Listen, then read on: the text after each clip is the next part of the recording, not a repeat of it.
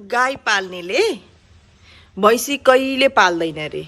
अनि छोरी पाल्नेले नि जिन्दगीमा बुहारी कहिले पाल्दैन अरे क्या।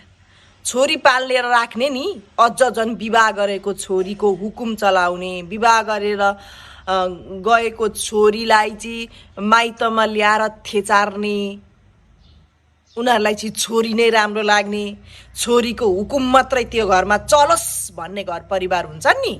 यस्ता घर परिवारले जिन्दगीमा बुहारीलाई सुख इज्जत शान्तिले बाँच्न दिँदैनन्। तपाईँ यस्तो घरमा हुनुहुन्छ भने या तपाईँले विवाह गर्नु हुँदैछ र यस्तो घर छ भने बेलैमा सचेत हुनुहोस्।